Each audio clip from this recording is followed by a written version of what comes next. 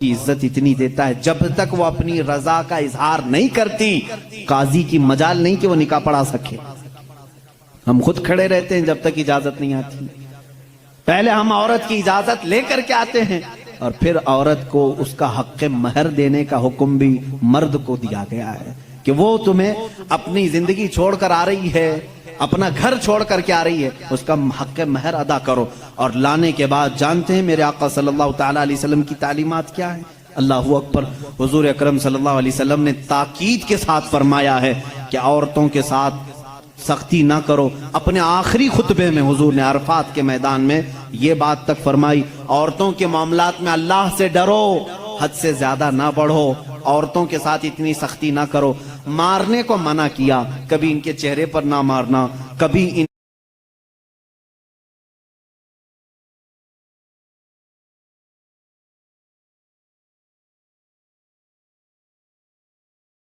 کے خاندان کو تانا نہ مارنا, کبھی ان کو اتنی بری گالی نہ دینا کہ دل ٹوٹ جائے.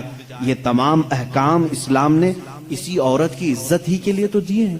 اور پھر جس وقت وہ آئے, بزرگوں نے یہ رواج بھی رکھا ہے کہ ہم اپنی بیٹیوں کو اپنے گھروں سے قرآن پاک دے کر کے رخصت کرتے ہیں, قرآن کے ساتھ اسے بھیجتے ہیں. اور گھر لانے کے بعد جانتے ہیں یہ اعلیٰ حضرت رضی اللہ تعالیٰ عنہ نے لکھا بھی ہے. اعلیٰ حضرت فرماتے ہیں جب نئی دلہن گھر میں آئے تو اس کے پیروں کا دھون جو ہے وہ اگر گھر کے چاروں کونوں میں ڈالو تو برکت آئے. وہ آ رہی ہے اپنا رزق لے کر کے آ رہی ہے, اپنا رزق لے کر کے آ رہی ہے.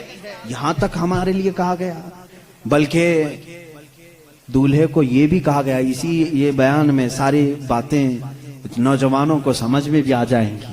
نکاح کی پہلی رات اسے کہا گیا کہ تو اپنے گھر لایا ہے دلہن کو تو سب سے پہلے اس کے ہی دوپٹے کو تو مصلی بنا اور اس پر سجدہ کر. یہ حکم ہے. عورت کی عزت نہ ہوتی تو ہم مصلی بناتے اس کے دوپٹے کو. پہلی رات کہا گیا ہے. یہ اور بات ہے کہ معلومات نہیں ہے نوجوانوں کو کہ شادی کے بعد پہلی رات, یہ بھی سیکھنے کی ضرورت ہے. علماء سے یہ تمام چیزیں پوچھ لینا چاہیے جس کی شادی ہو رہی ہے. دلہن آ رہی ہے تو ہم اس کی عزت ہی کے لیے تو یہ تمام کام کر رہے ہیں. اور اس کے بعد حکم یہ دیا گیا کہ سب سے پہلے اس کے ساتھ بات چیت کی شروعات کرنے سے پہلے اس کی پیشانی پر ہاتھ رکھ کر اللہ کی بارگاہ میں یہ کہو, اے اللہ اس کے اندر جتنی تو نے اچھائیاں رکھی ہیں وہ سب اچھائیاں مجھے عطا کر دے, اور جتنی اس کے اندر برائیاں ہیں ان تمام برائیوں سے مجھے تو بچا دے. یہاں سے تو شروعات کر. ظاہر سی بات ہے, میں نے اس وقت محسوس کیا, چند دنوں پہلے ایک نوجوان کو تلقین کر رہے تھے, پیشانی پر جہاں بال اگتے ہیں وہاں ہاتھ رکھ کر کے دعا کرنا.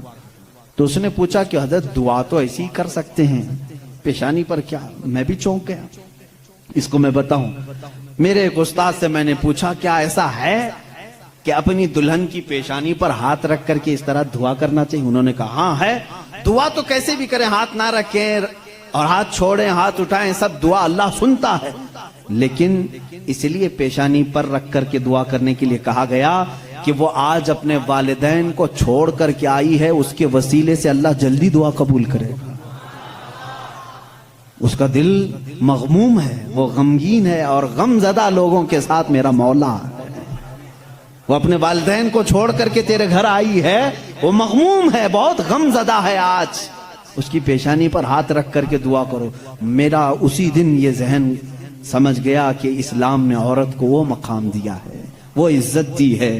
ہم نے اس کو اپنے جسموں کو سکون پہنچانے والا آلہ نہیں سمجھا, مشین نہیں سمجھا, بلکہ حقیقی مسلم وہ ہے جو اپنی عورت کی عزت بھی کرے, احترام بھی کرے. اللہ کے رسول صلی اللہ تعالیٰ علیہ وسلم نے جو فرامین دیے ہیں, عزیزان گرامی وقار, یہ نکاح کے اس سسٹم کو بھی میں آپ کو بتاؤں. کچھ تو وہ ہیں جو یہ اسلام کے خلاف بھونک رہے ہیں کہ عورتوں کے اوپر زور زبردستی ہوتی ہے اسلام میں, اور دوسروں کی کیا بات کروں, ہمارے ہندوستان پر بیٹھا ہوا میں کیا بتاؤں, یہ بھی بڑی عورتوں کی ہاں پیڑت مہیلائیں ہیں, مسلم پیڑت مہیلائیں ہیں جو خود بیوی کو چھوڑ بیٹھا ہے. ساری مسلم عورتیں پیڑت ہیں. اللہ اکبر. وہ خود اپنی بیوی کو دیکھنے نہیں جا سکا, जिंदगी खत्म होने आ गई, बाल सफेद हो गए, पीड़ित महिलाएं हैं मुसलमान। हाँ, अगर ए मुसलमानों कोई भी हम में से औरत पर जोर जबरदस्ती करता है, याद रखो मैं तुम्हें बताऊं कि कुरान की क़यामत के दिन अल्लाह जानवरों पर भी उठाए हुए हाथ का फैसला लेगा। तो औरत की बात तो दूर की है, मेरा अकीदा तो यह है, एक औरत ने बिल्ली को बांध रखा था, बुखारी शरीफ में है, वो मर गई बिल्ली, और वो औरत बहुत इबादत गुजार थी, लेकिन अल्लाह ताला ने फैसला फरमाया कि इस औरत को जहन्नम में डालो। मेरी एक मखलूक को बांध कर रखी इसने और वो मर गई। हमारा तो अकीदा यह है, तुम औरतों पर अगर जुल्म करते हो तो तुम जिम्मेदार हो, लेकिन इस्लाम नहीं। इस्लाम वो कामिल दीन है। ये बेचारे क्या पढ़ पाएंगे जिनको कभी ढंग की स्पेलिंग नहीं आती, कभी हाँ, ये एक ऐसा होता है कि डमरू बजाओ तो कोई नाचता है। इसी तरह से कुछ लोग पीछे से कुछ लिख करके दें, कुछ बयान करने के लिए, तो कुछ लोग कह जाते हैं, उनको खुद नॉलेज नहीं होती। ऐसे ही कुछ लोग इस्लाम पर भी भोंकते हैं। अब अगर ये टॉपिक अगर मैं छेड़ूं 3 तलाक के, तो और बड़े मामलात हैं। 3 तलाक के लिए इस्लाम ने जोर जबरदस्ती की है। औरतों पर जुल्म है, ये पीड़ित हैं, ये महिलाएं हैं, इनको इंसाफ दिलाना चाहिए। 3 तलाक देना, पहली बात ये समझे ही नहीं। आप तो समझते हैं ना, इस्लाम में फजर की नमाज फर्ज है, जोहर की नमाज फर्ज है ना, असर मगरिब इशा फर्ज है, तलाक देना फर्ज है, फर्ज है।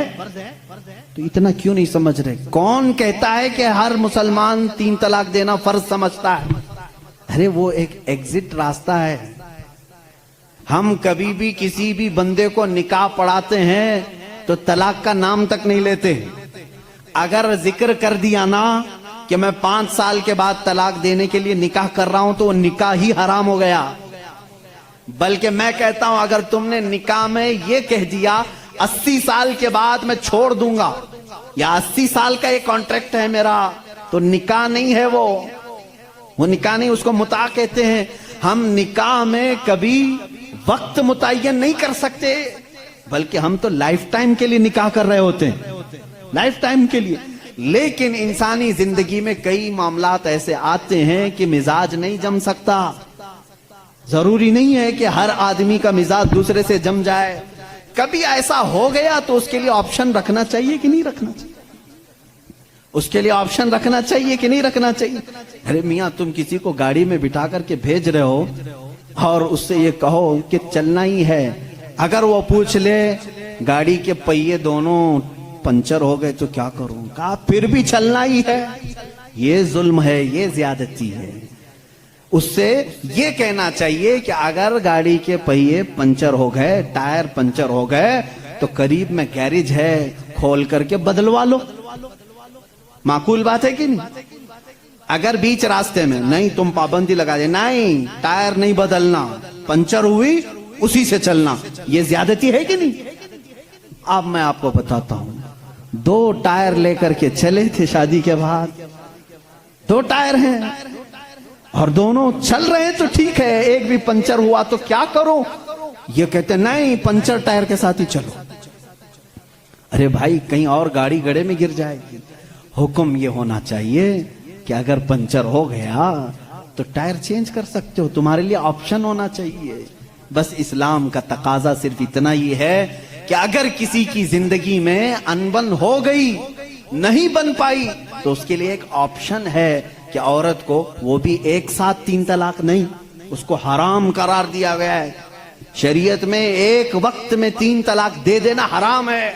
मैं इसका बबांगे दोहल आज ऐलान करता हूं, अगर कोई एक ही साथ अपनी औरत को तलाक तलाक तलाक इस तरह 3 बार कह देता है तो उसने हराम काम किया, गुनाह किया, नाजायज काम किया है। अगर छोड़ना भी है तो उसको इस्लाम ने तरीका बताया है। एक बार पहले बोलो, 1 महीने का टाइम दो, 1 महीने में भी फिर नहीं बनी तो दूसरी मर्तबा फिर 1 बोलो और 1 महीना छोड़ दो। 2 महीने का टाइम गुजर गया, अब फिर भी नहीं बन पा रही, तब फिर सबको बिठा करके कह दो, हमने 2 मर्तबा देख लिया, अब हमारी जिंदगी आगे चल नहीं पाती, تیسری مرتبہ ہم اس کو ختم کرتے ہیں. یہ طلاق کا صحیح طریقہ ہے. اگر آپ اس کلام کو سنتے سنتے آخر تک پہنچ چکے ہیں تو ظاہر ہے آپ کو یہ کلام پسند آیا ہوگا. اسی طریقے کے اور کلام سننے کے لیے ہمارے چینل کو سبسکرائب کیجئے اور بیل آئیکن پریس کر دیجئے. ملتے ہیں اگلی ویڈیو میں ایک اور کلام کے ساتھ. جب تک کے لیے خدا حافظ.